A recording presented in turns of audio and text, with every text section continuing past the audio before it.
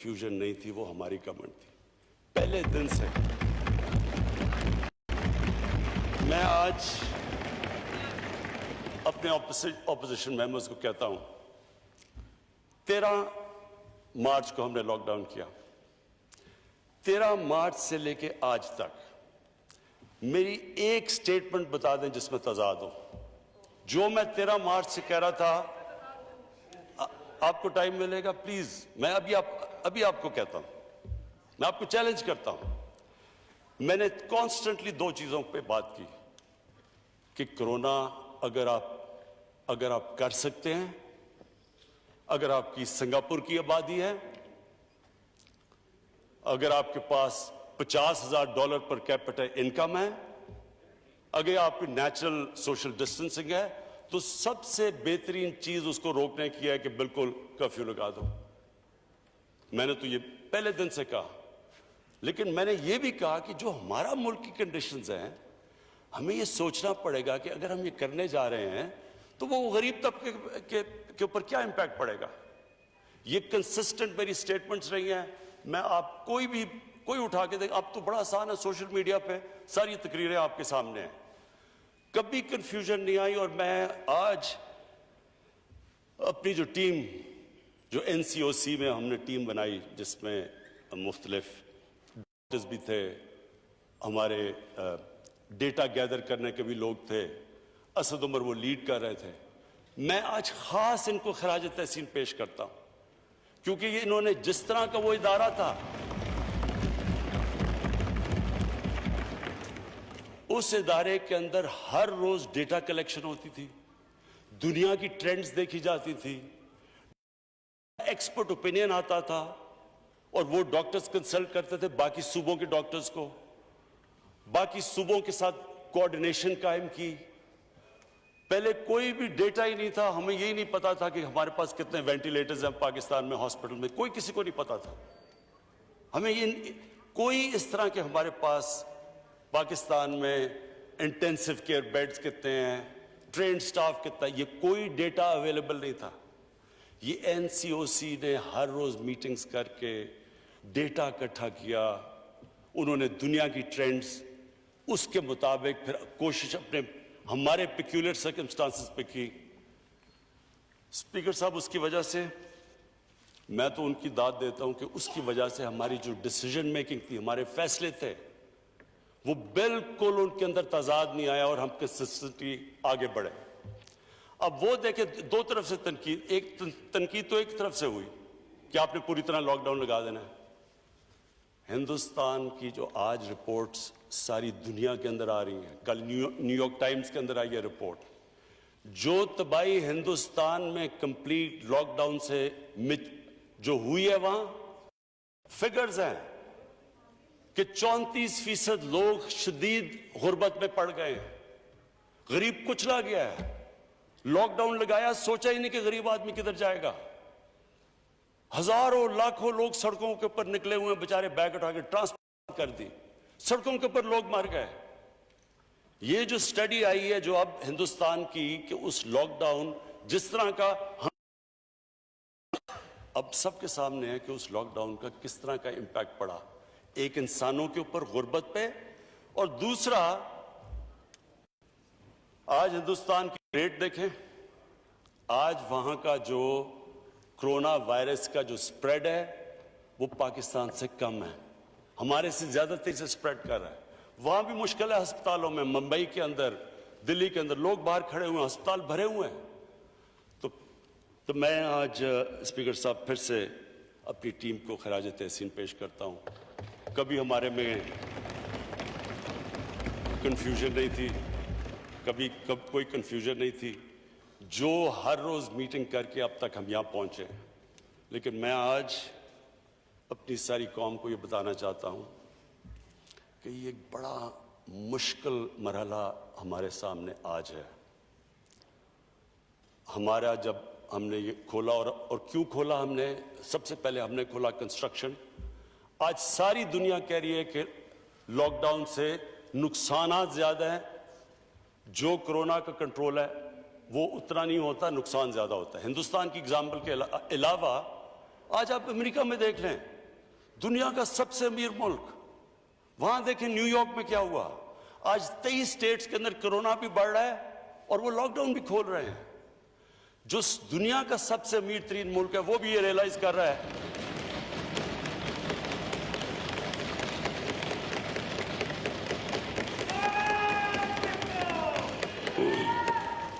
وہ بھی ریئلائز کر رہا ہے کہ دنیا کی سب سے طاقتور اکانومی بھی جب آپ ایک اکانومی کو بند کرتے ہیں وہ بھی برداشت نہیں کر سکتی اس کے اثرات. تو ہم وہ تھے جنہوں نے سب سے پہلے بات سمارٹ لاک ڈاؤن کی کہ سارا 22 کروڑ لوگوں کو بند نہ کرو, smart lockdown, hot spots دیکھو. یہ ساری ہماری NCOC کا کمال ہے کہ وہ انہوں نے پوری اسٹڈی کر کے اپنے ملک کی کنڈیشنز میں جس طرح ہم چلے.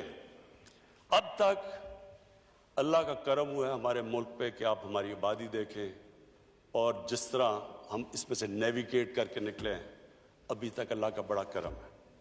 لیکن جو اگلا فیز ہے اسپیکر صاحب, یہ مشکل فیز ہے. یہ مشکل اس لیے ہے کہ ہم پوری کوشش کر رہے ہیں کہ عوام کو سمجھ آئے کہ SOPs کو فالو کرنا کیوں ضروری ہے. جو بھی ایک فیکٹری کھولتے ہیں, ٹرانسپورٹ کرتے ہیں, جو بھی اب اپنی کاروبار کی اب ایکٹیویٹی جب کھولتے ہیں, اور وہ ہمارے لیے ضروری ہے کہ ہم نے روزگار دینا ہے لوگوں کو, وہ اس لیے ضروری ہے فالو کرنا کہ جب کلسٹرز ہوتے ہیں ہمیں پتہ ہے یہ بیماری پھیل جاتی ہے, تیزی سے پھیلتی ہے. اور ہمیں یہ بھی پتہ ہے کہ اگر یہ احتیاط نہ کی گئی تو ہمارے ہاسپٹلس پہ پریشر پڑ گیا ہے, اور اگر احتیاط نہ کی تو مزید اور پڑنے والا ہے. اس لیے یہ ساری اس اسمبلی سے جو بھی عوام دیکھ رہی ہے, جو بھی ہم سب یہاں بیٹھے ہیں, یہ ہم سب کے اوپر لازم ہے کہ ہم یہ اپنی طور پہ پبلک میں لوگوں کو ریئلائز کریں کہ کتنا ضروری ہے ہمیں بچانا اپنے بوڑھوں کو, اپنے بیمار لوگوں کو, بلڈ پریشر کے لوگوں کو, جن کو ڈائبٹیز ہے. اصل میں تو جو سمارٹ لاک ڈاؤن کا مطلب یہ ہے کہ ان کو پروٹیکٹ کیا جائے. ہمیں پتہ ہے کہ عام لوگ ہمارے ماشاءاللہ ہمارے بھی یہاں بیٹھے ہیں جو لوگ ریکور کر بیٹھے ہیں اس سے, لیکن ہمیں یہ پتہ ہے کہ جن کے اندر کوئی بھی ویکنس ہو, یہ ایک ایسی بیماری ہے جو کہ ان کی جانیں خطرے میں ڈال دیتی ہے. تو اس لیے میں آج میں یہ بھی جو رشتہ دار ہیں, جن لوگوں کے آج آلموسٹ 4000 لوگ ہمارے اموات ہو چکی ہیں, اس سے ہم ان کے لیے دعا بھی کرتے ہیں, ہم افسوس کرتے ہیں, ان کے لیے دعا کرتے ہیں جو کہ اس بیماری کی وجہ سے گئے ہیں ملک دنیا سے. لیکن یہ جو اگلا سٹیپ ہے یہ کرٹیکل اس لیے ہے کہ ہمارے پاس اب 2 راستے ہیں. اگر ہم احتیاط کر گئے تو انشاءاللہ جو ہماری فیسلٹیز ہیں وہ اتنی ہیں کہ ہمارا جو ہیلتھ سسٹم ہے وہ کوپ کر جائے گا. لیکن اگر ہم نے بے احتیاطی کی, اور مجھے افسوس سے کہنا پڑتا ہے ہم ہر روز رپورٹ آتی ہے اب ہمیں NCOC میں کہ کون سے صوبے میں, کون سے شہر میں, کون سے ایریاز کے اندر احتیاط کی جا رہی ہے اور کتنی کی جا رہی ہے, کتنی نہیں کی جا رہی.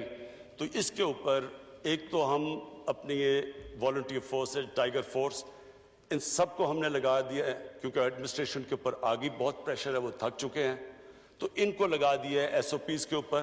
لیکن یہ ہم انفورس بھی کریں گے, اوپر سے ہمارے جو NCOC میں ہاٹ سپاٹس دیکھ رہے ہیں سلیکٹیو ایریاز کو بند بھی کریں گے.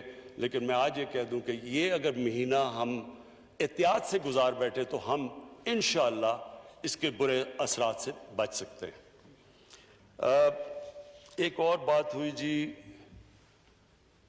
کہ کورونا کے پیچھے ہم چھپ رہے ہیں اور اپنی جو ہماری کمزوریاں وہ چھپا رہے ہیں کورونا کے پیچھے. میں اسپیکر صاحب صرف فگر دینا چاہتا ہوں, آج ہی آئیے وہ فگر.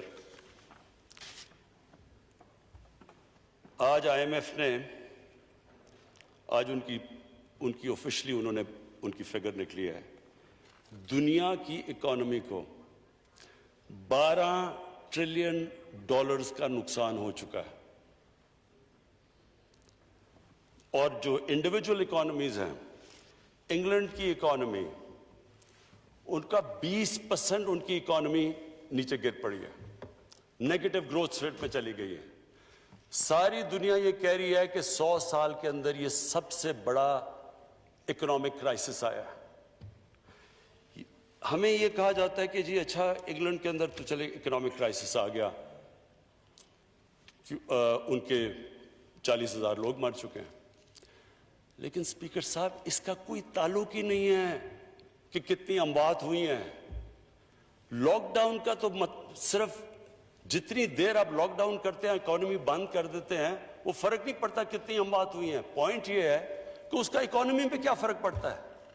तो हमने जो 13 मार्च से इकोनॉमी बंद की अपनी, और शुक्र है हमने पहले खोलनी शुरू की जो कंस्ट्रक्शन, आप ये देख लें कि आज हिंदुस्तान में क्या हुआ है।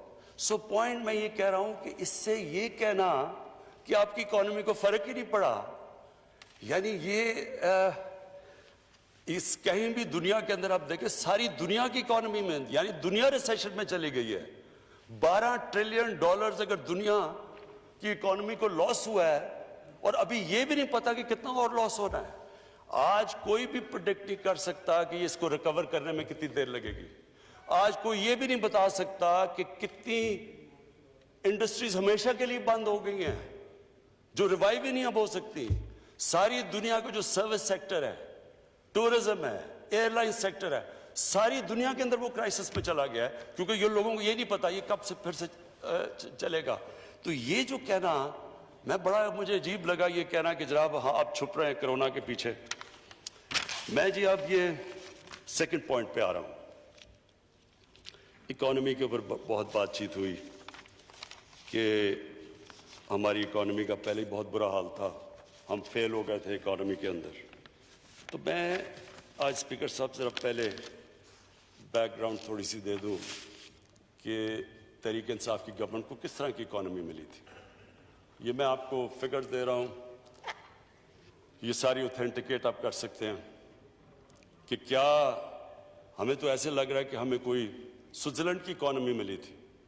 हम तो उसी में परफॉर्म करना है जो हमें मिली थी। हमें तो वहां से गेज करें कि क्या ये आपने पॉइंट 0 से शुरू किया था कि आप ऊपर गए या माइनसेस में गए।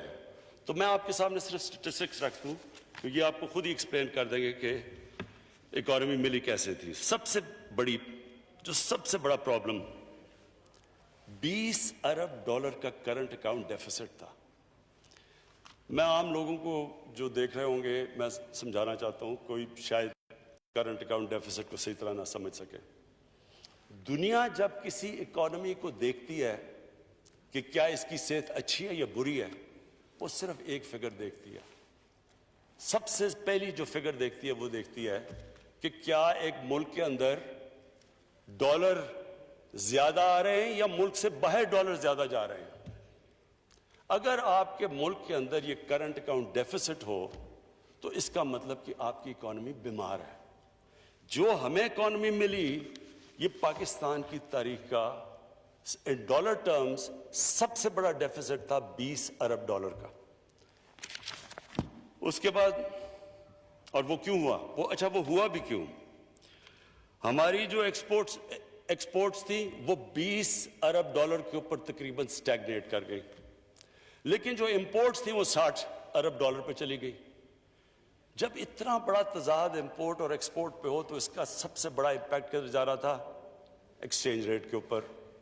डॉलर कम हो जाते हैं, डॉलर की कीमत ऊपर, रुपए की कीमत नीचे, तो प्रॉब्लम्स तो सारे उधर से शुरू हो जाते हैं। जब हम आए तो सबसे बड़ा मसला क्या हुआ? महंगाई। अब महंगाई कैसे ना होती? महंगाई जब रुपया पहले 104 पे था, जब हमें मिला, जब तक हमारी बारी 122 पे हो गया, और वो हमारा जाके एंड में रुपया पहले गिरा और फिर स्टेबलाइज कर गया जो हमने कदम उठाए। लेकिन जो उसका इंपैक्ट पड़ा, जब सारी इंपोर्ट्स महंगी हो गई, जब आपका रुपया कमजोर हुआ और जब तेल की कीमत महंगी हो गई, उसका इंपैक्ट बिजली सब पे पड़ गया। तो स्पीकर साहब, वो मुल्क में लोगों में गुर्बत में इजाफा होना था, वो मुश्किल वक्त आना था जब ये एडजस्टमेंट होनी थी। लेकिन ये हमने तो इनहेरिट की थी, ये हमने तो नहीं इतना बड़ा ये डेफिसिट दिया। اب دوسرا جی، جو قرضے گئے لائبلٹیز 2013 میں 16 ٹریلین 16,000 ارب روپے کا قرضہ تھا. جب ہماری باری آئی تو وہ ٹوٹل لائبلٹی 1,000 ارب پہ پہنچ گئی. سال جو ہم نے جتنی کلیکشن کی وہ پہلا سال ویسی مشکل تھا، آدھا اس کا چلا گیا ان کے قرضوں کی قسطیں، ان کے لیے ہوئے قرضوں کی قسطیں ادا کرنے میں. خود سوچیں کہ اس کے بعد کتنا پیسہ رہ گیا سارا ملک چلانے کے لیے. جو ریزروز تھے ان کے 20 ارب ڈالر کے ریزروز تھے، وہ کریش کر کے 10 ارب ڈالر پہ آگے جب ہمیں گورنمنٹ ملی. اور میں آپ کو یہ بھی بتاؤں کہ حال یہ تھا شروع میں کہ ہمارے پاس پیسے نہیں تھے، جو لائبلٹیز تھیں، جو ایکسٹرنل لائبلٹیز تھیں، ہمارے پاس پیسے نہیں تھے. اسپیکر صاحب دنیا میں گئے، اپنے دوستوں کے پاس گئے، پیسے مانگنے گئے کہ جناب ہمارے پاس ریزروز نہیں ہیں، ہماری مدد کریں. دیکھیں اسپیکر صاحب، میں اس ملک کا سب سے بڑا فنڈ ریزر ہوں. 30 سال سے پیسے اکٹھے کر رہا ہوں. مجھے کبھی شرم نہیں آئی پیسے اکٹھے کرتے ہوئے جب میں پاکستانیوں سے پیسے اکٹھے کرتا ہوں اپنے ملک کے لیے، اپنے ہسپتالوں کے لیے، یونیورسٹی جس میں غریب بچے پڑھ سکتے ہیں. مجھے کوئی شرم نہیں آتی. سیلاب کے لیے، زلزلے کے لیے، تو اپنے لوگوں سے پیسے اکٹھے کر رہا ہوں، شوکت خانم کے لیے. لیکن اسپیکر صاحب جو مجھے شرم آئی جب ہم دوسرے لوگوں سے جا کے اپنے ملک کے لیے پیسے مانگے. میرے ساتھ لوگ، میرے ساتھ ٹیم تھی، شاہ جی میرے ساتھ تھے، اسد میرے ساتھ تھا. دیکھیں آپ جو مرضی کر لیں، آپ کا جتنا مرضی وہ خیر خواہ ہو، دوست بھی ہو، لیکن جب آپ ہاتھ پھیلاتے ہیں نا کسی کے سامنے، اس کی آنکھوں میں ایک لک آتی ہے. اور وہ صرف میرے لیے شرم کی بات نہیں، میرے ملک کے لیے ہے کہ میں ملک جب جا کے کسی سے پیسے مانگتا ہے. اور وہ ہم کیوں مانگ رہے تھے؟ ہمارے پاس پیسے نہیں تھے، ہم ڈیفالٹ کرنے کے سٹیج پہ آئے ہوئے تھے. تو ہم 3 مہینے تو لگے ہوئے، کبھی ایک ملک میں جا رہے ہیں، کبھی دوسرے ملک میں پیسے مانگنے کے لیے. اور اسپیکر صاحب یہ ہماری وجہ سے نہیں تھا، یہ ہمارے ملک کی بدقسمتی کہ ہمارے جو اس ملک میں لیڈرشپ تھی. اب میں آپ کو ذرا مثال دیتا ہوں کہ ایک طرف تو یہ ہمارا حال تھا کہ پیسے مانگ رہے تھے. ذرا میں آپ کو صرف بتانا چاہتا ہوں کہ کیا یہ جو ایک جو ملک کا پرائم منسٹر ہوتا ہے وہ ملک کے باپ کی طرح ہوتا ہے، قوم اس کے بچے ہوتے ہیں. میں سمپل سوال آپ سے پوچھتا ہوں کہ کیا اگر میرے بچے بھوکے ہیں، اگر میں بچوں کو صحیح علاج نہیں کروا سکتا، تو کیا میں ایک بادشاہ کی طرح رہوں گا اور بچے میرے بھوکے رہیں گے؟ کیا میں اپنے خرچے نہیں کٹ کروں گا؟ میں صرف آپ کو یہ اس لیے بتا رہا ہوں کہ یہ مائنڈ سیٹ ریفلیکٹ کرتا ہے. اسپیکر صاحب میں واشنگٹن گیا، ٹوٹل پیسہ جو میں نے خرچ کیا $67,180. یہ میرا سارا ٹرپ کا تھا. ٹھہر جائے ایک منٹ پہلے. نواز شریف نے وہی ٹرپ کی واشنگٹن کی،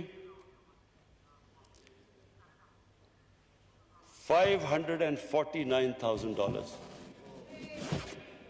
آصف زرداری نے وہ ٹرپ کی $752,000.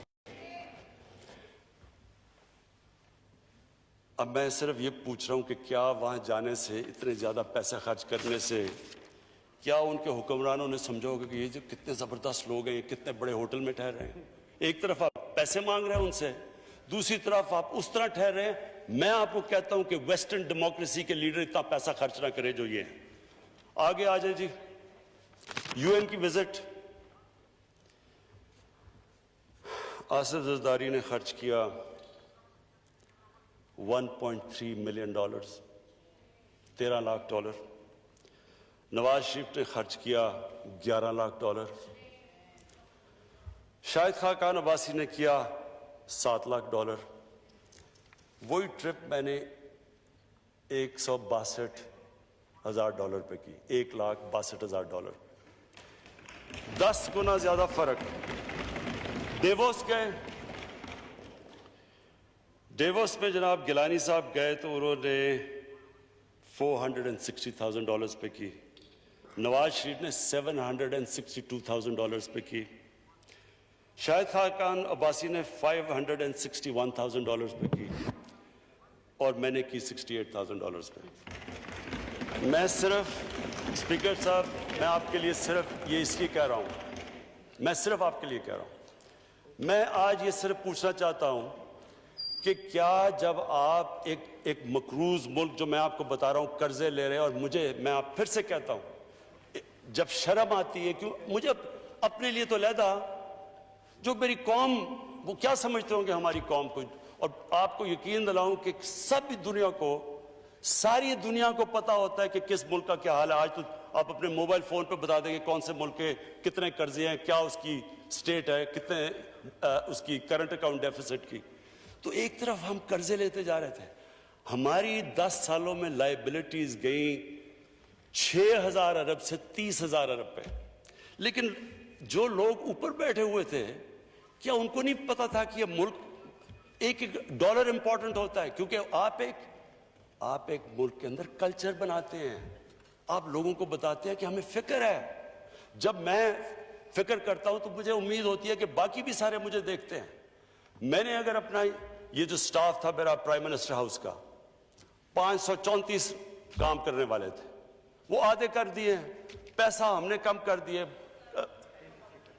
اور اسپیکر صاحب یہ اور بھی کم ہو سکتے ہیں، لیکن وہ سٹاف آج کل کے زمانے میں ان کو بے روزگار نہیں کرنا چاہتے تھے۔ ہم اور بھی کم کر سکتے ہیں۔ ہر جگہ جب کہ کہیں بھی دنیا میں جب ایک آسٹیریٹی، ایک ملک مشکل میں آتا ہے تو ایک پھر حکمرانوں اپنی اگزامپل سے لیڈ کرتے ہیں، وہ یہ نہیں کرتے کہ خود پیسے اور لوگوں کو کہیں کہ وہ پیسے نہ خرچ کریں۔ آگے آ جائے جی، اسٹیٹ بینک کی بوروئنگ جو ہمیں ملا 6 ٹریلین روپیہ خرچ کیا، 6,000 ارب روپیہ سپریم کورٹ سے لیا، جو ہم نے ختم کر دیا، ہم نے کوئی بورنگ نہیں کی۔ پھر جی جو 70% جو قرضے تھے، 70% وہ شارٹ ٹرم تھے، ہم نے آ کے الٹا کر دیا، ہمارے آج 76% قرضے لانگ ٹرم ہو گئے، ہم نے وہ چینج کر دیا ڈیٹ کا، کیونکہ شارٹ ٹرم زیادہ مہنگے ہوتے ہیں۔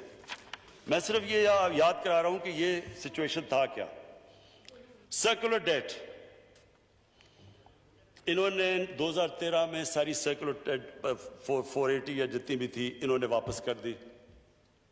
اس کے بعد جب ہمیں ملی گورنمنٹ 1.2 ٹریلین روپیز کی سرکولر ڈیٹ پہنچ گئی، 1200 ارب۔ کانٹریکٹس، اب ہم پھنس کیسے گئے؟ سارے کانٹریکٹس پہلے کے سائن ہوئے ہیں۔ ہمارے دور میں تو مجھے کریکٹ کر دے اگر عمر یوں یہاں بیٹھا ہے، کہ ہمارے دور میں تو ایک ونڈ پاور کے کانٹریکٹ ہیں جو کہ 4 یا 5 سینٹ پہ ہوئے ہیں، باقی تو سارے پرانے کانٹریکٹس تھے۔ تو ایک تو ادھر پھنس گئے، بجلی مہنگی پروڈیوس ہو رہی ہے، بیچ رہے ہیں سستے، بیچ میں سرکولر ڈیٹ آ گئی۔ اس کے بعد گیس کے 15 سال کا کانٹریکٹ ہم نے LNG کا کر لیا، وہ ہم نے تو نہیں کیا۔ اب وہ گیس اسے آدھی قیمت کی بک رہی ہے، اس سے بھی کم، لیکن ہم 15 سال کا ہم نے تو نہیں کیا۔ تو یہ لائبلٹیز کے ساتھ، تو میں یہ صرف پہلے بتانا چاہتا ہوں کہ اس بوجھ کے ساتھ پاکستان ملا تھا۔ جو مجھے یہ بتایا جا رہا تھا کہ جناب یہ تو سارا کچھ کیا، یہ جواب ہمارے سے مانگے جا رہے، جواب تو ان کو دینے چاہیے جو اس سٹیٹ پہ پاکستان چھوڑ کے گئے تھے۔ اب ہم نے کیا کیا؟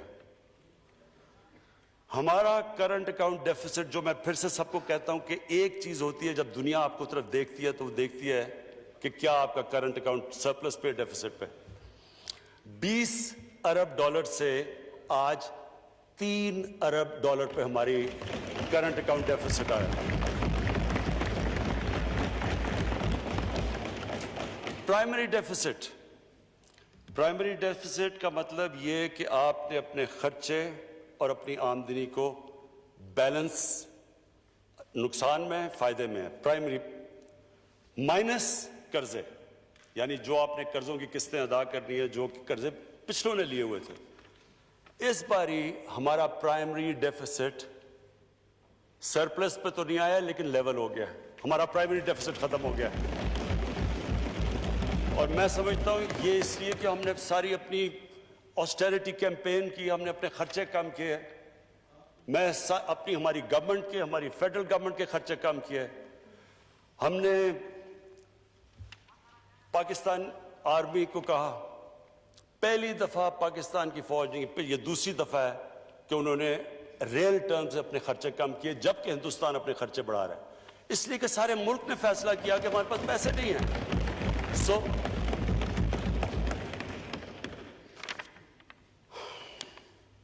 اس کے بعد جی جو چیز مجھے خاص خوشی ہے جو ہم نے کی وہ یہ کہ ہم نے جو غریبوں کے لیے، جو عام لوگوں کے لیے جو ہمارا احساس پروگرام، جو پاکستان کی تاریخ کا سب سے بڑا پروگرام ہے عام لوگوں کو غربت سے نکالنے کا، پاورٹی ایلیویشن کا، اس کو اس برے وقت میں جبکہ کووڈ کے جو آخری یہ جو کوارٹر تھا ہماری کریش کر گئی، جس طرح ساری دنیا میں ریونیوز کریش کے جب ہمارے کر گئے تو اس کے ہم نے 208 ارب بلکہ کم نہیں کیا، احساس پروگرام کا ہم نے اس کی زیادہ بڑھا دیا۔ ٹیکس پہ آ جائیں جی، پچھلے 3 سال میں سب سے زیادہ ٹیکس اکٹھا ہوا 17% پہ، کووڈ سے پہلے جب یہ کرونا وائرس کی لاک ڈاؤن نہیں ہوا تو ہمارا 17% ہمارا ٹیکس کی گروتھ تھی، ہمارا نان ٹیکس ریونیو 33% بڑھا، ہماری فورن ڈائریکٹ انویسٹمنٹ $1 ارب سے گئی $2.1 ارب پہ ڈبل ہوئی فورن ڈائریکٹ انویسٹمنٹ، ہماری ریمیٹنسز میں 3% اضافہ ہوا، ہماری ایکسپورٹس مارچ کے اندر جب یہ کووڈ سے پہلے جو ہماری ایکسپورٹس تھی وہ پچھلے 10 سال میں سب سے تیزی سے آن اے منتھ بیسس ہماری ایکسپورٹس بڑھ رہی تھی، اور ہماری جو ریٹنگ تھی جو کہ دنیا کی ریٹنگ ایجنسیز ریٹ کرتی ہے ملک کو، ہماری B3 پازیٹیو چلی گئی، یعنی کہ دنیا ریکگنائز کرنا شروع ہوگی کہ اکانومی ہماری امپروو کر گئی ہے، اور اب تک ہم 5,000 ارب روپے قرضے واپس کر چکے جو قرضے پچھلی حکومتوں نے لیے۔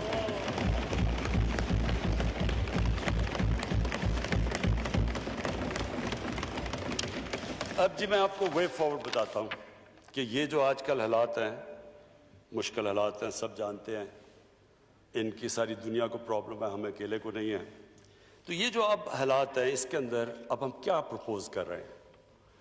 میں ابھی بھی یہ کہتا ہوں کہ اس کی پوری طرح امپیکٹ ساری دنیا کے اندر فیل ہو رہا ہے، کیونکہ جو سب سے زیادہ امپیکٹ پڑا ہے وہ سروس انڈسٹری پہ پڑا ہے، ہوٹلز پہ، ریسٹورنٹس پہ، ٹورزم پہ، ہمارے علاقے ہیں کئی، اور مجھے خاص طور پہ افسوس ہوتا ہے ہمارے جو پہاڑی علاقے ہیں وہاں صرف وہ ڈپینڈ کرتے ہیں، ناردرن ایریاز ہیں ہمارے، وہ ڈپینڈ کرتے ہیں یہ 4-5 گرمیوں کے مہینے میں جو وہ اپنی آمدنی اکٹھی کرتے ہیں، تو اس وقت جو سب سے بری طرح یہ بہت بڑا ایک علاقہ متاثر ہوا ہے اس کے ساتھ۔ ہماری کوشش تو ہے کہ ہم کسی طرح SOPs کے ساتھ تھوڑی ٹورزم کھولیں، لیکن ہر وقت پریشر پڑا ہوا ہے کہ ایک طرف ہمیں فکر ہے کہ یہ وہ کرتے ہیں تو کرونا اوپر نہ چلی جائے، دوسری طرف لوگوں کی جانیں بچائیں، لوگ بھوکے نہ مر جائیں، تو یہ سب سے تو ابھی ہم کوئی پریڈکٹ نہیں کر سکتے کہ اس کا کتنا فال آؤٹ آئے گا، تو ہم اس کے لیے ویسے میں کہنا چاہتا ہوں کہ پوری طرح ہم تیار بیٹھے ہیں، ہم نے اسپیشل ریزرو کیے ہوئے ہیں کہ اگر ہمیں ضرورت پڑے تو ہم پیسے یہاں استعمال کریں۔ تو نمبر 1 ہم نے جو سب سے پہلے اپنا جو اکانومی کا شعبہ کھولا وہ تھا کنسٹرکشن۔ اس وقت پاکستان کی تاریخ میں کبھی بھی کنسٹرکشن سیکٹر کو اتنا زیادہ انسینٹیوائز نہیں کیا جو آج کیا گیا۔ 30 ارب روپیہ تو ہم نے صرف رکھا ہوا ہے کنسٹرکشن انڈسٹری کے لیے آسانیاں پیدا کرنے کے لیے، ان کو تاکہ سستے قرضے مل جائیں، تاکہ وہ ہمارے جو ایک ڈریم ہے کہ ہم اس ملک میں افورڈیبل ہاؤسز، یعنی ان لوگوں کے لیے گھر بنائیں جو بیچارے گھر افورڈ نہیں کر سکتے، اس کے لیے 30 ارب روپیہ رکھا ہوا ہے تاکہ ان کو سبسڈائز ریٹ کے اوپر ملے انٹرسٹ، تاکہ وہ اگر جو آسان قسطوں میں واپس کر سکیں، وہ لوگ جو کبھی خرید نہیں سکتے گھر، ان کو موقع مل جائے۔ تو یہ جو کنسٹرکشن ہے، سب سے زیادہ کبھی بھی کنسٹرکشن انڈسٹری کو اس طرح کے انسینٹیوز نہیں دیے گئے۔ یہ ہمارا نمبر 1 ہے۔ دوسرا ایگریکلچر، اب تک 50 ارب روپے ہم نے رکھا ہے، ہم نے ان کی کھادوں کی قیمتیں بھی ہم نے سبسڈائز کی ہیں، پانی کے اوپر بھی کام کر رہے ہیں، لیکن یہ ایگریکلچر جو سیکٹر ہے، اس گورنمنٹ نے فیصلہ کیا ہے، ابھی فخر امام نے آپ سے پتہ نہیں کتنی اس کے اوپر تفصیل میں بات کی ہے، ہماری اب ساری کانسنٹریشن یہ ہے کہ کنسٹرکشن اور ایگریکلچر کو ہم آج پرائیورٹائز کریں اور اس کے اوپر پورا زور لگائیں۔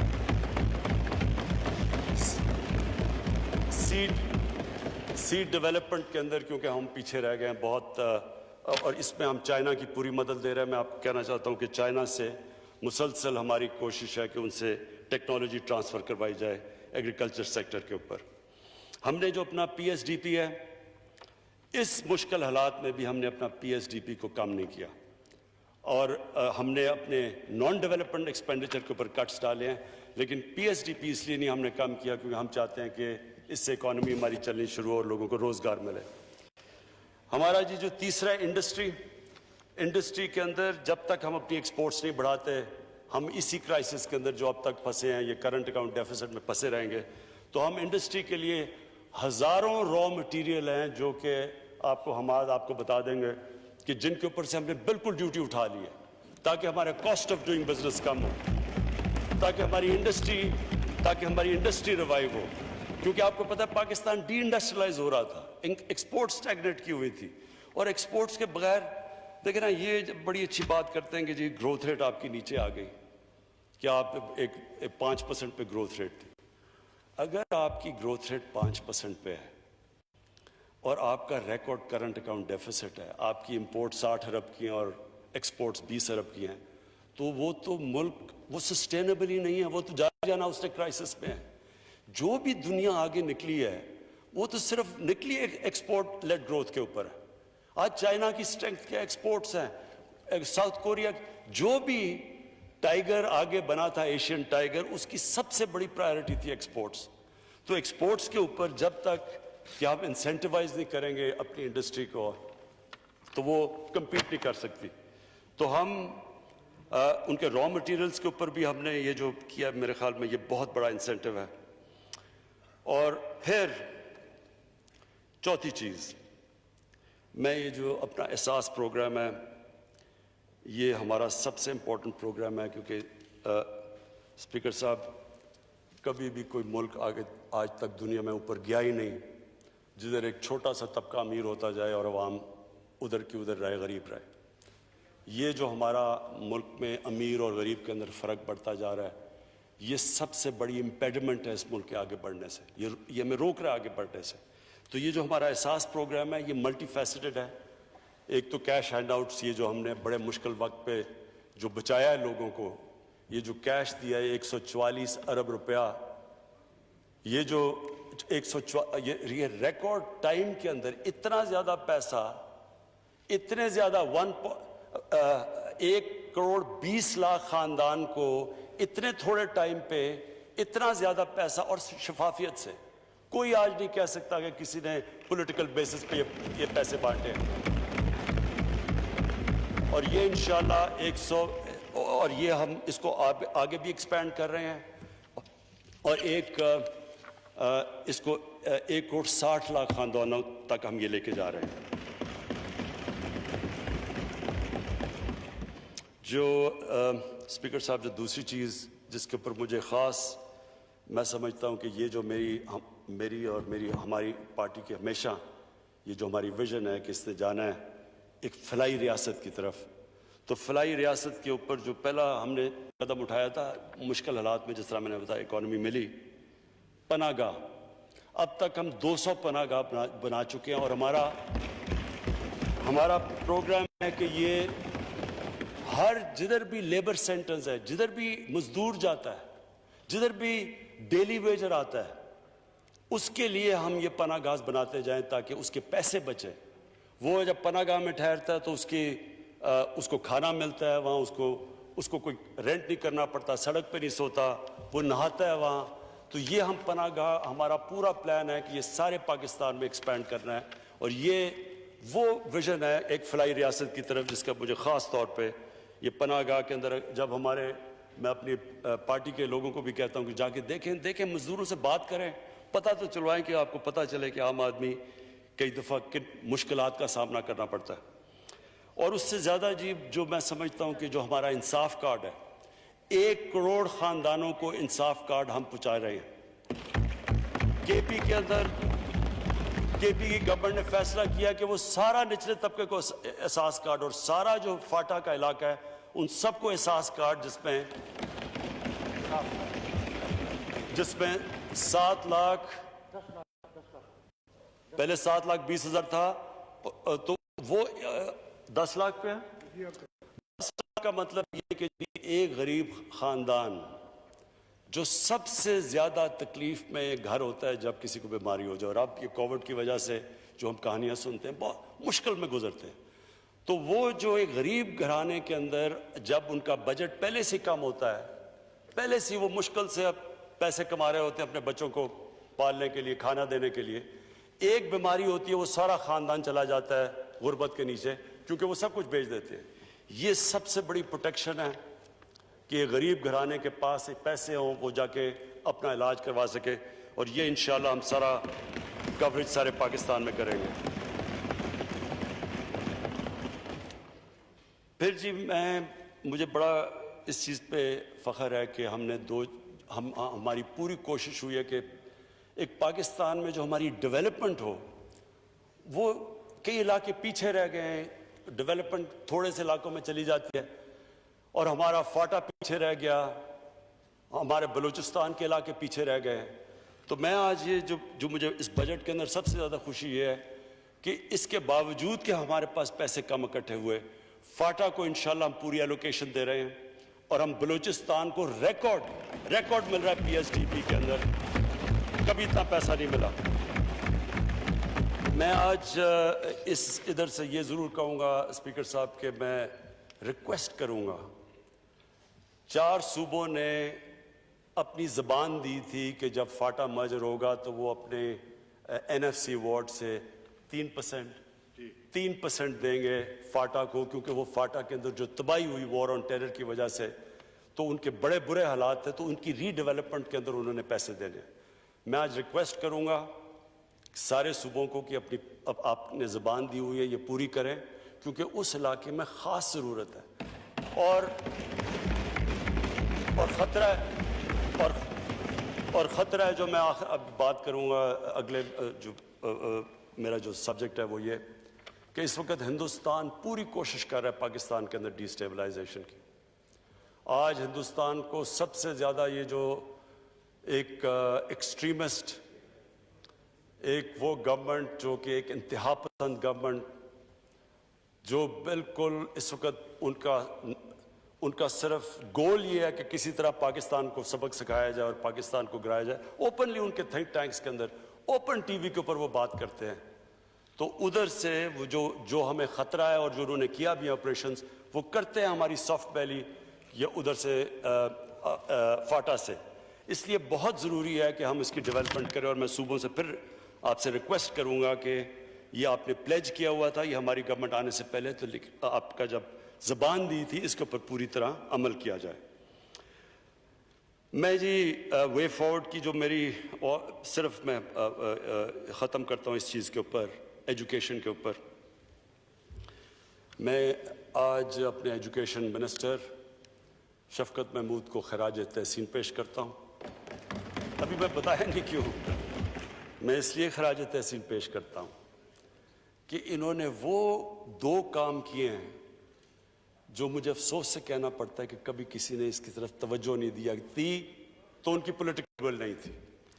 نمبر 1 کہ پاکستان کے اندر یہ جو 3 ٹیئر سسٹم چل رہا ہے، جو ایجوکیشن اپارٹھائڈ ہے، امیر کے لیے انگلش میڈیم، اردو میڈیم اور پھر دینی مدرسے، 3 ڈفرنٹ کلچرز ایک ملک کے اندر آ رہے ہیں. انگلش میڈیم کو وہ اردو میڈیم کہتا ہے بگر کراؤڈ، ان کا کوئی ان کا کنیکشن نہیں ہے، دینی مدرسے کچھ اور سوچتے ہیں ان کی. سو یہ پہلی دفعہ ہوا کہ پہلی چیز ایک کور ایجوکیشن سلیبس انشاءاللہ مارچ 2021 میں سارے پاکستان میں لاگو ہو جائے گا.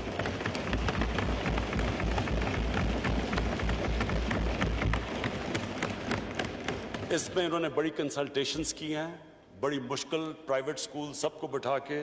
میرے خیال میں ایک یہ بہت بڑی اچیومنٹ ہے، اور دوسری کہ دینی مدرسوں کو مین سٹریم میں لانا. یہ پہلے بھی کوششیں ہوئی ہیں، تقریباً 25 لاکھ بچے پڑھتے ہیں دینی مدرسوں میں. آج تک کسی نے نہیں سوچا کہ وہ کیوں نہیں مین سٹریم میں آ سکتے، وہ کیوں نہیں ڈاکٹرز انجینئرز بن سکتے. دین پڑھیں لیکن باقی اور چیزیں بھی کریں. تو یہ جو بڑا انہوں نے کنسلٹیشن سے، دینی مدارس سے، پوری کنسلٹیشن سے اب یہ آیا کہ ان کو بھی ساتھ ساتھ اپنی سلیبس کے وہ بھی سبجیکٹس پڑھائے جائیں گے تاکہ وہ بھی ان کے آپشنز ہوں کہ سوسائٹی میں وہ جو بھی کرنا چاہیں وہ کر سکیں. میری آخری 2 پوائنٹس ہیں جی فارن پالیسی کے اوپر. میں یہ سمجھتا ہوں کہ اس گورنمنٹ کی جو سب سے بڑی کامیابی ہے وہ فارن پالیسی میں.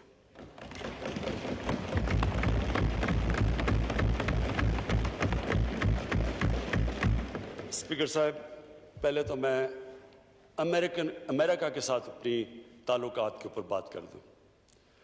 امریکہ سے جس طرح ہم نے وار آن ٹیرر میں ان کا ساتھ دیا، اور جو ذلت اٹھانی پڑی میرے ملک کو، میں نہیں سمجھتا کہ کبھی بھی کوئی ملک ایک وار آن ٹیرر میں ساتھ دے اور ان کا ساتھ دے، اور وہ برا بھلا بھی ہمیں کہیں. کامیاب افغانستان میں نہ ہو تو وہ بھی پاکستان ذمہ دار ہے اوپنلی. مجھے کبھی نہیں بھولتا وہ بھی ایک ہمارے پاکستانیوں کے لیے بڑے 2 شرمندہ واقعات جس میں ہم سب بڑے شرمندہ ہوئے. ایک ہوا جی اسامہ بن لادن کو انہوں نے امریکنز نے آ کے ایبٹ آباد میں مار دیا، شہید کر دیا. اس کے بعد کیا ہوا؟ ساری دنیا نے ہمیں گالیاں نکالی، برا ہمیں کہا، ہمیں برا بھلا کہا. یعنی ہمارا اہلائے ہمارے ملک میں آ کے مار رہا ہے کسی کو اور ہمیں نہیں بتا رہا، اور 70,000 پاکستانی مر چکے ہیں ان کی جنگ کے لیے. یعنی اس سے زیادہ ذلت ساری جدھر پاکستانی باہر تھے، جدھر پاکستانی باہر تھے آپ دیکھیں جو ان کے اوپر گزری اس وقت. مجھے بھی یاد ہے، یہ 2010 کی بات ہے. اس کے بعد کیا ہوا؟ ڈرون اٹیکس ہو رہے ہیں پاکستان میں. پاکستانی گورنمنٹ کہتی ہے ہم کچھ نہیں کر رہے یا ہم مذمت کر رہے ہیں. سینیٹر کارل لیون، یہ یہاں اخباروں کے اندر فرنٹ پیج میں آیا. سینیٹر کارل لیون سینٹ کی open committee, foreign relations committee کی ہیئرنگ کے اوپر کہتا ہے، ایڈمرل ملن سے پوچھتا ہے کہ جی آپ یہ کیوں یہ پاکستانیوں کو یہ کیوں آپ ڈرون اٹیکس کرتے ہیں جب پاکستانی گورنمنٹ آبجیکٹ کرتی ہے، جب مذمت کرتی ہے، آپ کیوں کر رہے ہیں؟ ایڈمرل ملن کہتا ہم پاکستان کی گورنمنٹ کی اجازت سے ڈرون اٹیکس کر رہے ہیں. وہ آگے سے کیا کہتا؟ میں یہ جو کہتا ہوں کہ جو ہم نے یہ 10 سالوں میں ذلت، یہ جو سارا وار آن ٹیرر کے اندر، کہ ہمیں یہ نہیں پتا تھا کہ ہم ان کے ایلائی ہیں یا ان کے دشمن ہیں. وہ آگے سے کہتا کہ یہ پاکستانی گورنمنٹ کیوں اپنے لوگوں سے جھوٹ بولتی ہے، کیوں نہیں سچ بولتی ان کے ساتھ، کیوں یہ ڈبل فیسڈ ہے. دیکھیں قوم کو آخر میں تو قوم یہ پڑھ رہی تھی باہر پاکستانی. آپ کو میں بتاؤں ہمارا بہت بڑا اثاثہ، میں سمجھتا ہوں اس ملک کے بہت بڑا ٹیلنٹ باہر بیٹھا ہوا ہے. کم از کم 80-90 لاکھ پاکستانی باہر ہیں، اس میں مزدور ہیں، محنت کش ہیں، لیکن کئی پروفیشنلز ہیں، پڑھے لکھے لوگ ہیں. تو وہ جو وہاں ان کو فیس کرنا پڑا اس سے. اسپیکر صاحب، جب سے ہماری حکومت آئی ہے، آج ہماری امریکہ سے ریلیشن شپ جو ہماری کنسسٹنٹلی فارن پالیسی تھی، جو ہماری پالیسی تھی کہ ہم امریکہ کی جنگ میں شرکت نہیں کریں گے. ہم صرف پیس ٹاکس میں، ہم امن میں شرکت کریں گے، ہم جنگ میں شرکت نہیں کریں گے.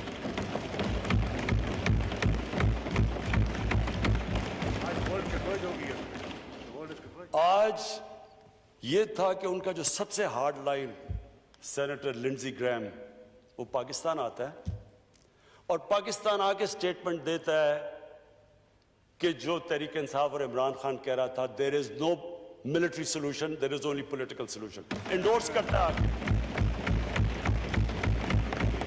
آج ہماری ان سے ریلیشن شپ، کوئی اس کے اندر کوئی آج نہیں ہمیں کہتا کوئی دوگلا پن ہے، کوئی ہم ڈسیو کر رہے ہیں، ہم کوئی کسی کی جنگ نہیں لڑ رہے. ایک ریلیشن شپ ٹرسٹ کے اوپر ہے. میں یہ نہیں کہہ رہا کہ ہمارا کوئی اس کی وجہ سے کوئی پاکستان کو ہمیں کہنا کہ جی ہمیں ان سے کوئی ایڈ لیں یا کچھ لیں. ایک تو مجھے یہ بھی شرم آتی ہے، سارا وقت ہم یہ ایکسپیکٹ کرتے ہیں، لیکن ہماری ریلیشن شپ اب ہمیں وہ کوئی ذلیل نہیں کر رہا. وہاں ہمیں جب بھی وہ جو ڈونلڈ ٹرمپ ملا ہے عزت دی ہے، اس نے کوئی ہمیں کوئی کہا نہیں کہ جی میرے لیے بلکہ ریکویسٹ کرتا ہے کہ ہماری مدد کرو افغانستان میں امن لانے کے لیے. اور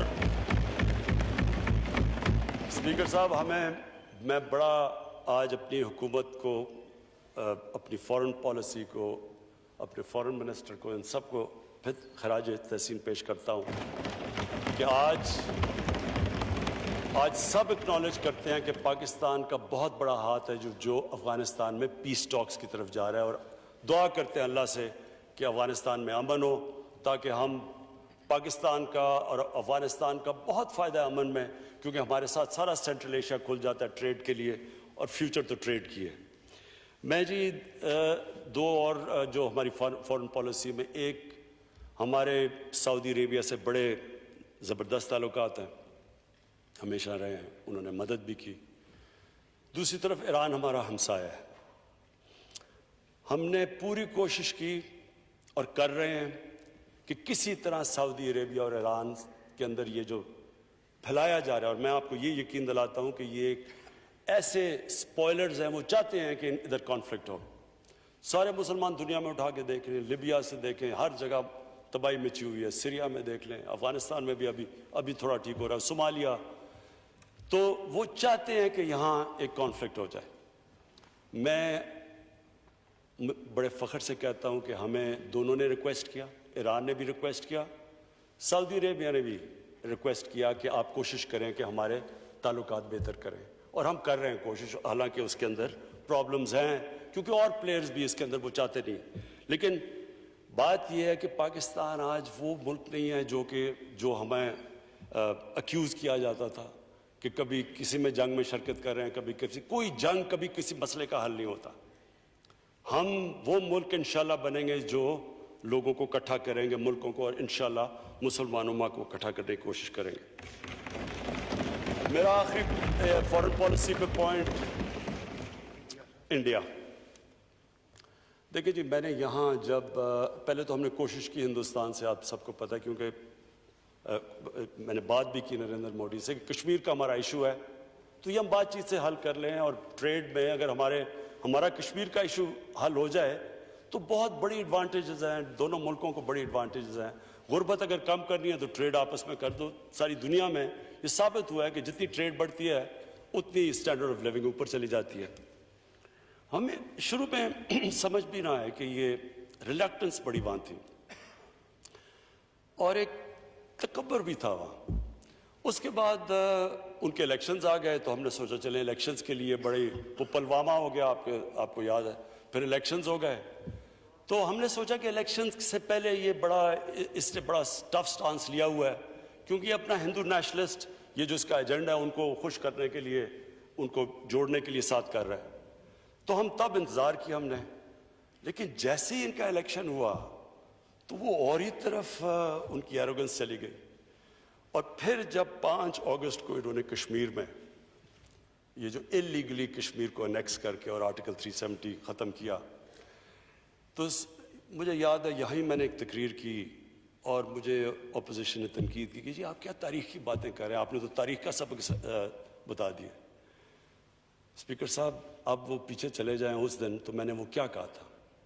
میں نے یہ کہا تھا کہ ہمارا مقابلہ یہ کوئی انٹرسٹ کے اگینسٹ نہیں ہے، یہ انڈیا اپنے انٹرسٹ نہیں پروٹیکٹ کر رہا، ہمارا ایک آئیڈیالوجی کے خلاف مقابلہ ہے، یہ ایک ہندوتا، ایک ہندو سپریمسسٹ، ایک فیشسٹ، ایک نازی انسپائرڈ آئیڈیالوجی کا مقابلہ ہے۔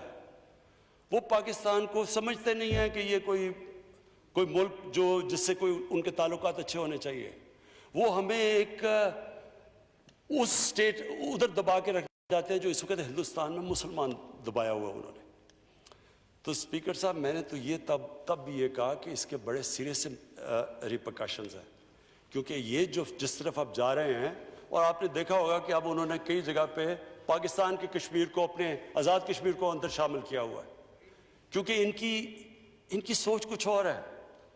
اور اس کے بعد میں یونائٹڈ نیشنز گیا، ادھر میں خود لیڈرز کو ملا، سارے ہیڈز، ٹرمپ انکلوڈڈ، جس نے کہا میں کشمیر میں میڈیٹ کروں گا، سب کو میں نے سمجھایا کہ ہندوستان میں ایک بہت بڑا ایک عذاب آ گیا ہے، صرف مسلمانوں پہ نہیں، یہ ہندوؤں کے اوپر بھی بہت بڑا عذاب ہے۔ یہ جو آدمی آ گیا ہے یہ ایک فنیٹک ہے، جس نے گجرات میں جو کیا تھا، ایک چیف منسٹر نے اجازت دی 3 دن کے لیے مسلمانوں کو جس طرح قتل کیا، عورتوں کو ریپ کیا، 1 لاکھ لوگ ریفیوجی ہوئے، تبھی سمجھ آ جانی چاہیے تھی یہ نارمل آدمی نہیں ہے۔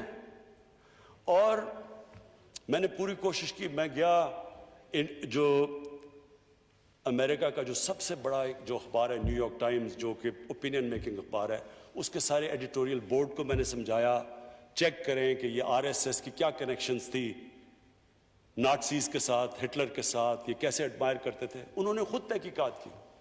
آج آپ دیکھیں، یہ 5 اگست سے آج تک لے لیں، کبھی انٹرنیشنل میڈیا اور امریکن میڈیا میں کبھی بھی ہندوستان کو وہ کرٹیسزم نہیں ہوئی، وہ جو انہوں نے کشمیر کے لیے نہیں بولے جو آج وہ بول رہے ہیں، کبھی بھی ہندوستان کو انٹرنیشنل میڈیا میں وہ کنڈیمنیشن نہیں ہے جو آج مل رہی ہے۔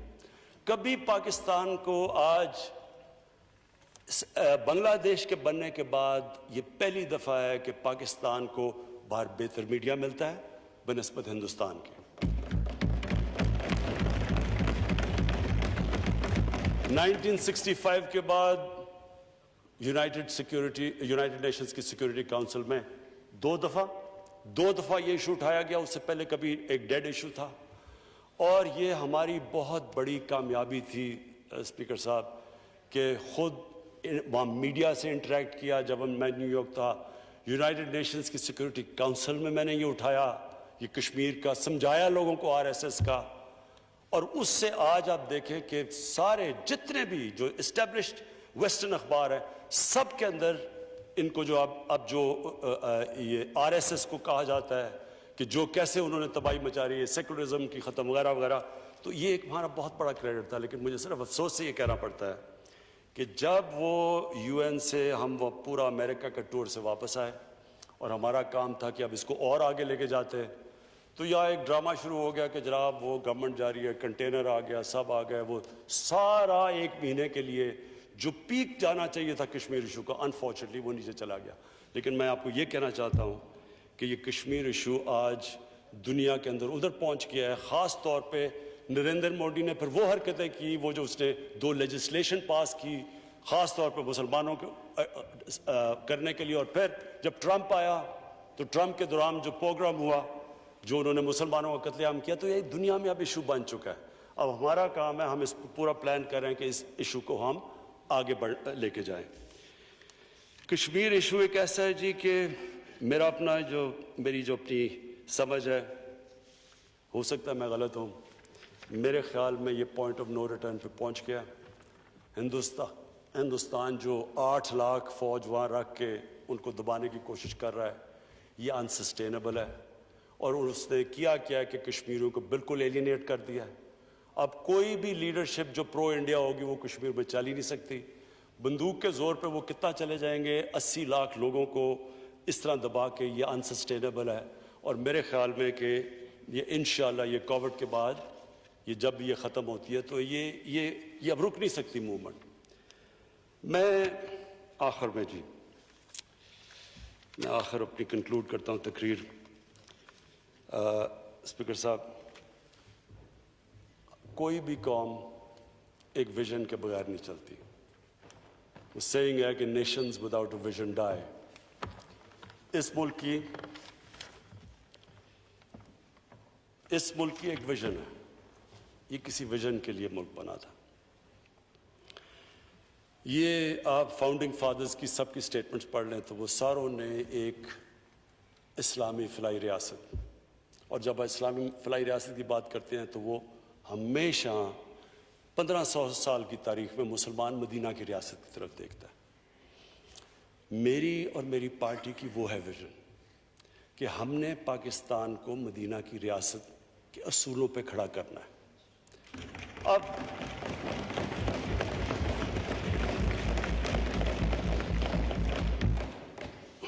اسپیکر صاحب, جب سے ہماری گورنمنٹ آئی ہے, کہیں کوئی پہاڑ پہ ایکسیڈنٹ ہوتا ہے تو کدھر ہے جی مدینہ کی ریاست. کہیں کوئی بیماری ہوتی ہے, کووڈ آتی ہے, مدینہ کی ریاست کدھر ہے. دیکھیں جی, لوگوں کو پتہ ہی نہیں ہے. میں ذرا تھوڑا سا 5 منٹ لے کے بتانا چاہتا ہوں کہ مدینہ کی ریاست کیا تھی. اور میں یہ چاہتا ہوں کہ ہمارے سارے بچوں کو, اللہ ایمان کسی کو دیتا ہے وہ ایک اللہ کی, صرف اللہ کے پاس ہے. اللہ نے کسی کو جورسڈکشن نہیں دی کسی کو ایمان دے. نبی صلی اللہ علیہ وسلم کو بھی اللہ نے کہا کہ تمہارا کام ہے کہ صرف پیغام دینا. ہدایت کیا وہ انسان میں ایمان آتا ہے, وہ اللہ کی جورسڈکشن ہے. لہٰذا قرآن میں دین میں کوئی زبردستی نہیں ہے. ہمارا دین ایک ایسا دین ہے جس میں ہم کئی دفعہ غلط حرکتیں کرتے ہیں کہ جی زبردستی کسی کے, یہ تو اللہ کا ایک خاص اس کی خاص نعمت ہے کہ وہ کسی کو ایمان دے دے یا نہ دے.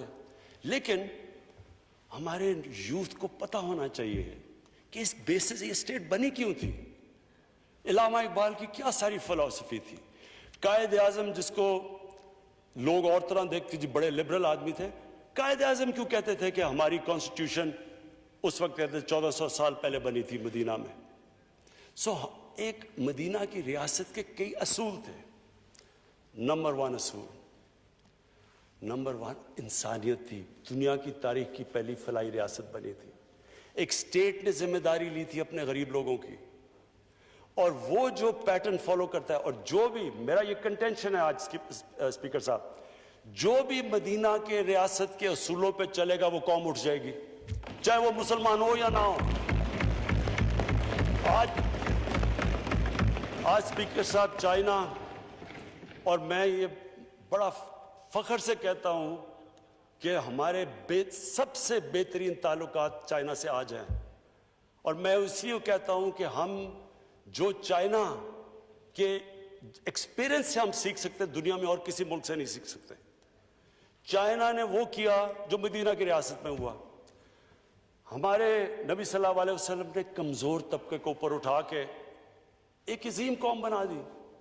چائنا نے 30 سال میں 70 کروڑ لوگوں کو غربت سے نکال کے آج وہ دنیا کی سب سے تیزی سے اکانومی, یعنی ساری دنیا کو پتا کہ چائنا کو اب کوئی it's a matter of time کہ چائنا دنیا کی سب سے بڑی پاور بن جائے. تو ہوا کیا, اللہ کی بھی برکت اس قوم پہ آتی ہے جو اپنے غریب کمزور طبقے کی مدد کرتا ہے. تو اس لیے ہمارا جو احساس پروگرام ہے انشاءاللہ, یہ صرف ابھی تو ایمرجنسی کیش, اس کا پورا ہم نے پروگرام بنایا ہوا ہے کہ ہم نے کس طرح اپنے کمزور طبقے کو اوپر اٹھانا ہے. اس کا جو دوسرا مدینہ کی ریاست کا دوسرا جو بہت بڑا پرنسپل تھا وہ تھا میرٹ. ایک کتاب ہے انگریزی کی, کسی کو موقع ملے تو پڑھے, دی عرب کانکوسٹ اس کا نام ہے. وہ لکھتی ہے کہ کیا ہوا کہ نبی صلی اللہ علیہ وسلم جنگ بدر, جی جی جی جی جی جی جی پلیز اسپیکر صاحب, میڈم پلیز, اسپیکر صاحب پلیز میری ذرا یہ بات سن لیں, یہ میں ختم کر رہا ہوں اپنی تقریر. وہ کیا سرکار مدینہ نے, جو 620, یہ تاریخی ہٹ ہے, یہ کوئی گریک میتھولوجی نہیں ہے, تاریخ کا حصہ ہے. 624 या 25 में जंग बदर होती है, 313 लोग होते हैं, और 636 में 11 साल के बाद जो सुपर पावर थी एक बैजेंटाइन एम्पायर, वो कोलैप्स कर जाती है, उनके सामने घुटने टेक देती है यारमुख में 11 सालों में। और 12 सालों में पर्शियन एम्पायर जो दूसरी सुपर पावर है वो गिर जाती है। कुछ तो हुआ होगा कि इन 11-12 सालों में वो सारा एक दुनिया में एक ऐसा कोई एक्सप्लेन ही नहीं कर सकता। अल्लाहु अकबर, अल्लाहु अकबर,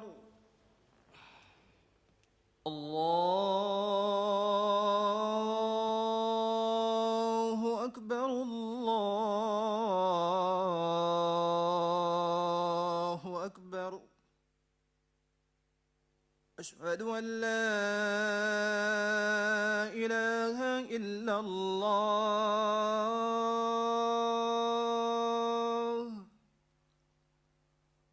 अशहदु अन ला इलाहा इल्लल्लाह,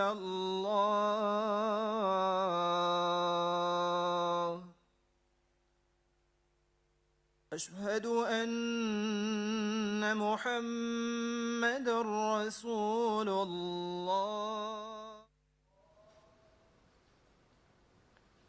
वज़ीर-ए-आज़म इमरान खान कौमी असम्बली में इज़हार ख़याल कर रहे हैं। उनका ये कहना है, टिड्डी दल के हवाले से उन्होंने अपना खिताब शुरू किया। उनका ये कहना था कि टिड्डी दल के हवाले से 31 जनवरी से इमरजेंसी डिक्लेयर की हुई है और एनडीएमए को तमाम ज़रूरी इक़दामात करने की हिदायत की हुई है। तमाम इख्तियारात जो है वो एनडीएमए को दे दिए गए हैं क्योंकि ये बहुत बड़ा ख़तरा साबित हो सकता है। इससे निमटने के लिए भरपूर कोशिशें की जा रही हैं। कोरोना के हवाले से बात करते उनका कहना था कि 26 केसेस जब पाकिस्तान में रिपोर्ट हुए, रजिस्टर हुए, तो हमने लॉकडाउन कर दिया। उस वक्त कोई मौत भी नहीं हुई थी।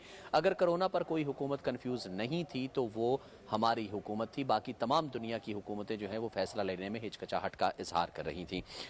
लेकिन उन्होंने कहा कि उसके साथ साथ हमने लोगों को कोरोना के साथ साथ भूख से भी बचाना था, जिसके लिए हमारी हिकमत अमली जो है वो बिल्कुल वाज़ेह थी। लॉकडाउन में मरहलावार नरमी की गई, कंस्ट्रक्शन इंडस्ट्री को खोला गया और उसके साथ साथ एहसास इमरजेंसी कैश प्रोग्राम शुरू किया गया कि लोगों को 12-12 हज़ार रुपये ख़ानदानों के हिसाब से दिए गए ताकि तमाम लोग अपनी ज़रूरियात घर बैठे ही पूरी कर सकें। उन्होंने कहा कि भारत ने हमारी हुकूमत को देखकर लॉकडाउन नाफिज किया, लेकिन भारत में जिस तरह से लॉकडाउन लगाया गया बग़ैर किसी तैयारी के, उसके बाद उसका हाल तमाम दुनिया ने देख लिया।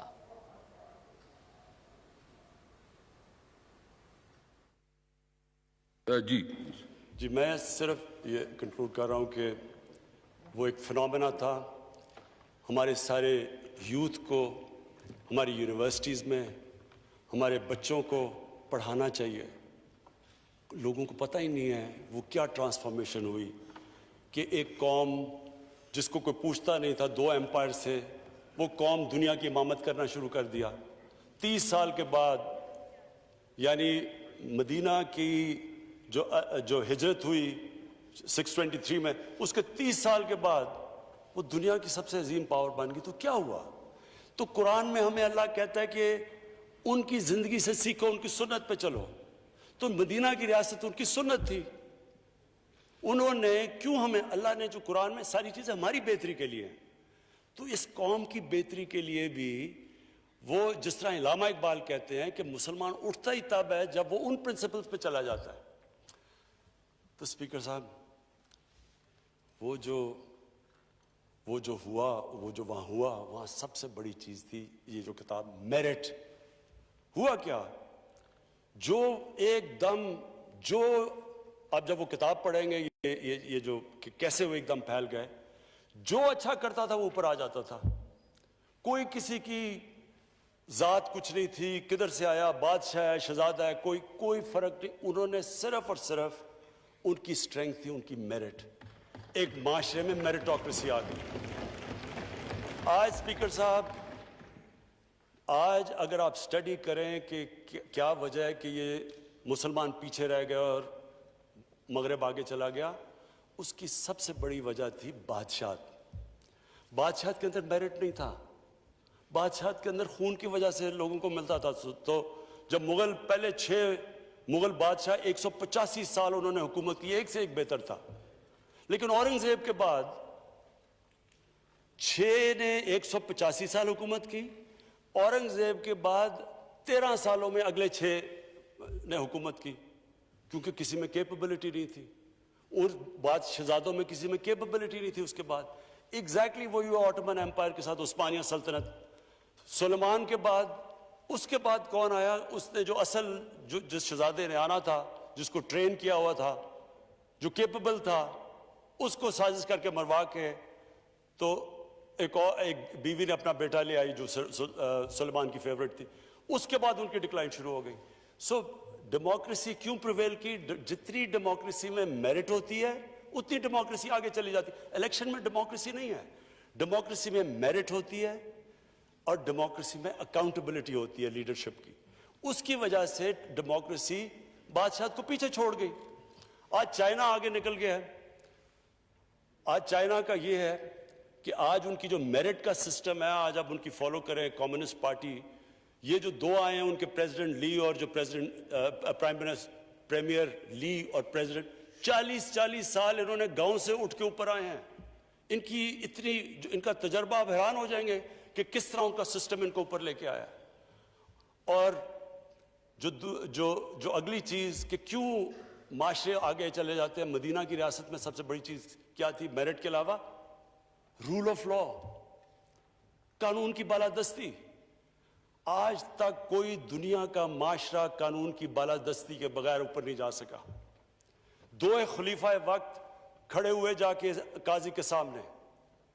حضرت علی رضی اللہ تعالیٰ, ان کا مقام اسلام کی تاریخ میں کیا ہوگا؟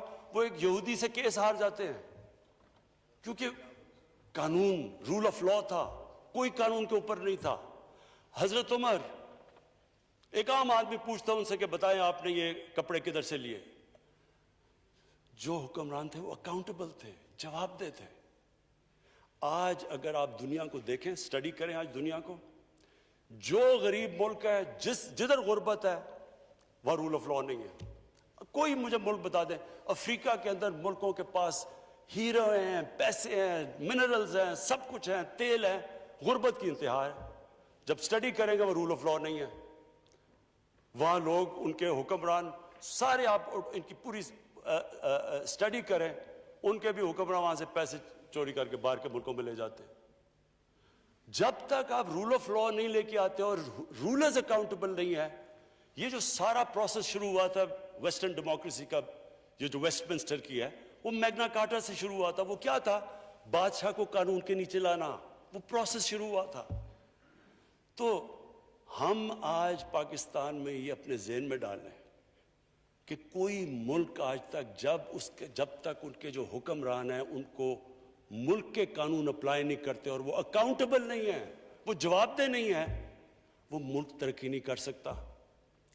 آج تقریباً 1 ٹریلین 1000 ارب ڈالر غریب ملکوں سے جاتا ہے امیر ملکوں میں ہر سال, اور اس میں سے ایک تو ٹریڈ سرپلس ہوتا ہے کیونکہ ان کے زیادہ چیزیں ہم خریدتے ہیں ان کی, لیکن دوسرا جو رولنگ ایلیٹس ملک سے پیسہ چوری کر کے باہر بیچتی ہیں.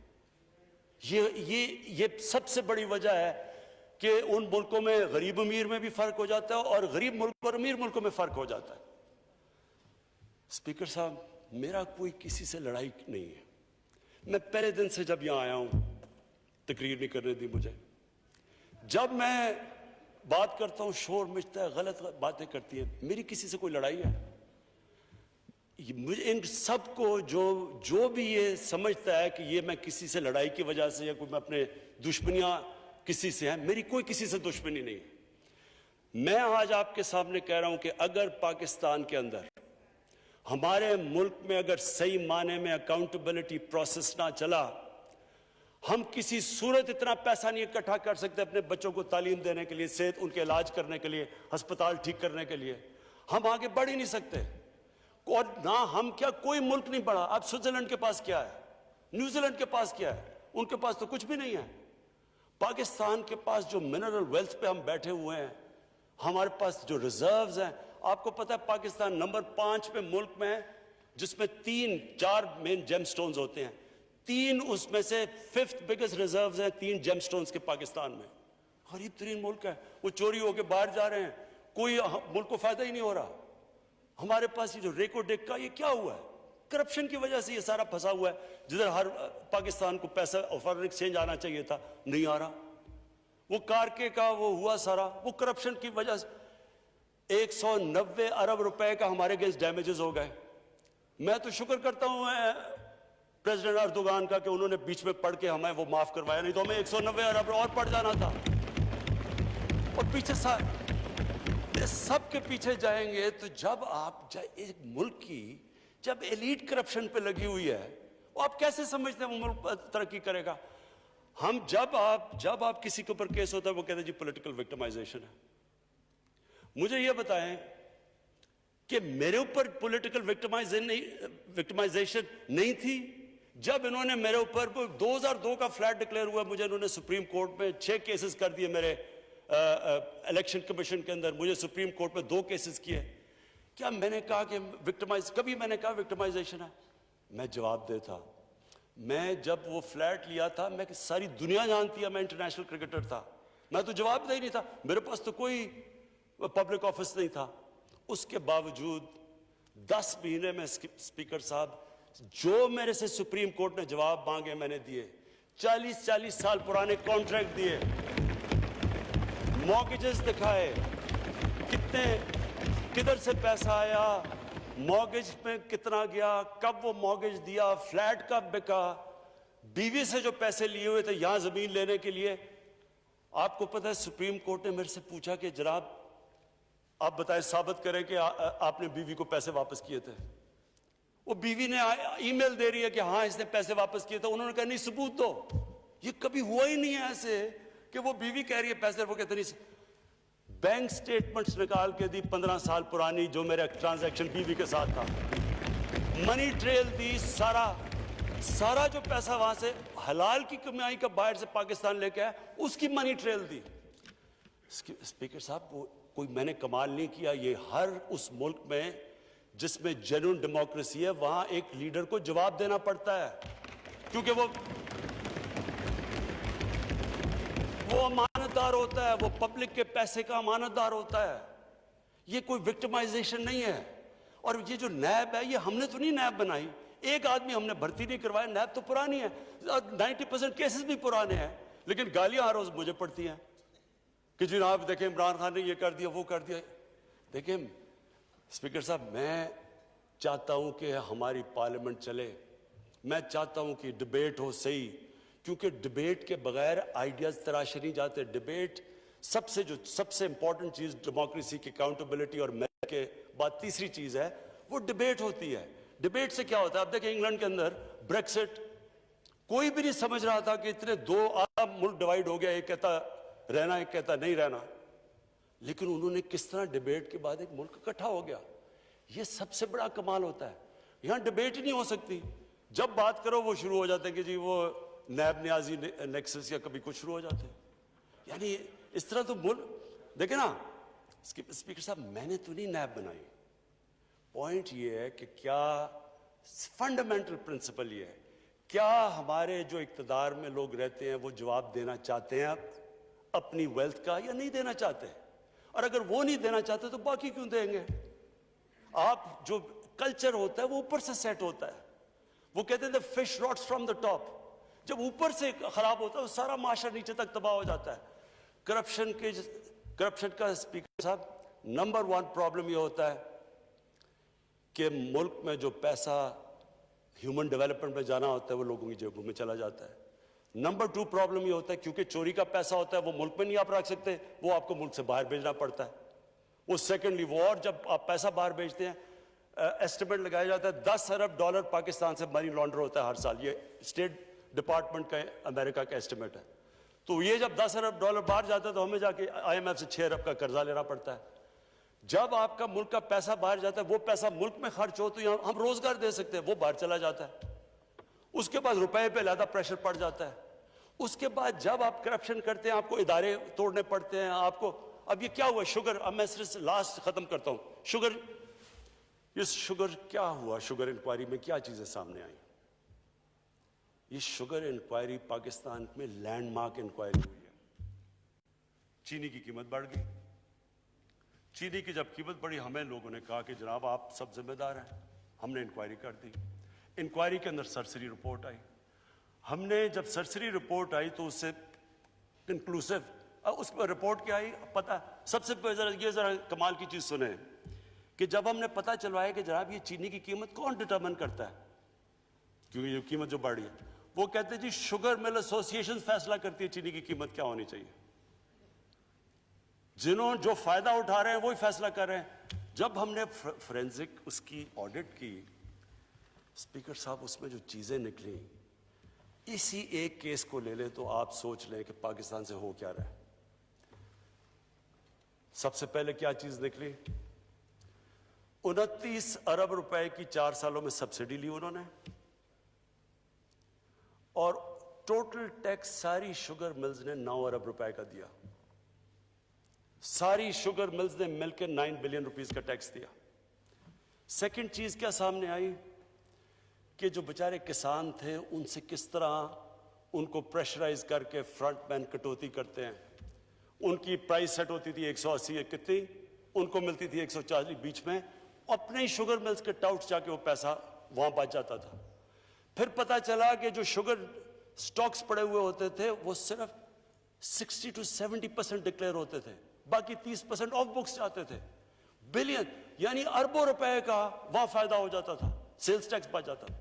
फिर पता चला कि जनाब जो चीनी एक्सपोर्ट की जाती है रिबेट तो ले लेते थे।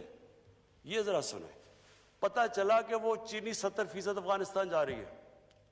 जब देखा तो वो अफगानिस्तान उसमें से थोड़ी सी, बाकी चीनी वापस आ जाती थी। रिबेट भी ले लेते थे, सेल्स टैक्स भी बचा लेते थे। और ऊपर से जब मैंने वो चाइनीज प्राइम मिनिस्टर से मिला और हम अपनी एक्सपोर्ट बढ़ाने की, हमारे क्राइसिस हुआ था फॉरेन रिजर्व, हमारे पास फॉरेन एक्सचेंज रिजर्व्स का, तो जब मैंने चाइनीज प्राइम मिनिस्टर को कहा कि जी हम उसने कहा सरप्लस क्या, मैंने कहा जी शुगर मिल्स ने हमें सब ने कहा कि जनाब अगर आप चीनी नहीं उठाएंगे तो किसानों के, हम किसानों से नहीं लेंगे तो किसान सड़कों पे आ जाएंगे, तो आपको रिबेट देनी पड़ेगी। प्रेशर में हम नई गवर्नमेंट आई, हमने रिबेट दे दी। तो अब जब वह बेचने, जब मैंने उससे कहा कि जी हमारे पास चीनी का सरप्लस है, तो ये शाहजियाँ बैठे हुए थे साथ मेरे, मुझे कहता चीनी तो हम आपकी ले रहे हैं, आपकी चीनी की क्वालिटी भी बुरी है और आपकी चीनी हमारे से है भी ज़्यादा महंगी। तो स्पीकर साहब, ये है एलीट कैप्चर इस मुल्क का, ये है अलमिया। और ये मैं आज आपको बता रहा हूँ, ये जैसी जैसी हम खोलते जाएंगे आगे, ये आप देखेंगे कि ये सारा मुल्क में ऐसे हो रहा है। जो लोग ऊपर बैठे हुए हैं वो ना टैक्स देते हैं, अवाम को भी महंगी चीज़ें देते हैं, मोनोपलीज हैं। सारे जितने स्टेट के इदारे थे, जितने रेगुलेटर्स थे, SCCP, competition commission of Pakistan, FBR, सब मिले हुए थे। इन्होंने 2 बुक्स रखी हुई थी। एक बुक के अंदर के वो जो ऑफिशियल है, दूसरी बुक के अंदर बकायदा रखा हुआ है कि केन कमिश्नर को कितने तनख्वाह जा रही है, वो FBR वाले को कितने पैसे जा रहे हैं, बकायदा किताबों में लिखा हुआ है कि सारों को रहे थे। तो मैं सिर्फ ये कंक्लूड करता हूँ स्पीकर साहब, अपनी ऑपोजिशन से बड़े रिस्पेक्ट से कहना चाहता हूँ, मेरी कोई किसी से दुश्मनी नहीं है, ना बदला लेना चाहता हूँ। मैं सिर्फ बिलीव करता हूँ कि हमारा मुल्क, अल्लाह ने इसको इतनी नेमतें दी हैं, अल्लाह ने इससे क्या क्या चीज़ें नहीं हमें दी, लेकिन जब तक इस मुल्क के रूल ऑफ लॉ मीन्स कि everyone is equal of law, जब तक रूल ऑफ लॉ और लीडरशिप की अकाउंटेबिलिटी नहीं होगी, हम भी वही सारे बनाना रिपब्लिक्स की तरह एक समुंदर होगा गरीबों का और बड़े से लोग होंगे। शुक्रिया। वज़ीर-ए-आज़म इमरान खान कौमी असम्बली में इज़हार ख्याल कर रहे थे। उनका कहना है कि पाकिस्तान को ऊपर लेकर जाना है, उनकी किसी से कोई दुश्मनी नहीं है, उनका मकसद सिर्फ और सिर्फ पाकिस्तान को और पाकिस्तानियों को खुश बनाना है। वज़ीर-ए-आज़म इमरान खान कौमी असम्बली में इज़हार ख्याल कर रहे थे टिड्डी दल के हवाले से, उसके बाद कोरोना वायरस और उसके बाद फॉरेन पॉलिसी और पाकिस्तान की जो सूरत हाल है। उन्होंने कहा कि उसी वक्त हो सकती है पाकिस्तान में मेरिटोक्रेसी का फ़रोग़ हो, दौर दौरा हो, और जमहूरियत में जब तक किसी को काबिल एहतसाब नहीं तस्वुर किया जाएगा उस वक्त तक जमहूरियत तरक्की नहीं करेगी और हमारा प्यारा मुल्क तरक्की नहीं करेगा। जनाब वज़ीर-ए-आज़म इमरान खान कौमी असम्बली से खिताब कर रहे थे, हमने बराह रास्त आपसे शेयर किया। आप हमारे साथ रहे, आपका बहुत शुक्रिया।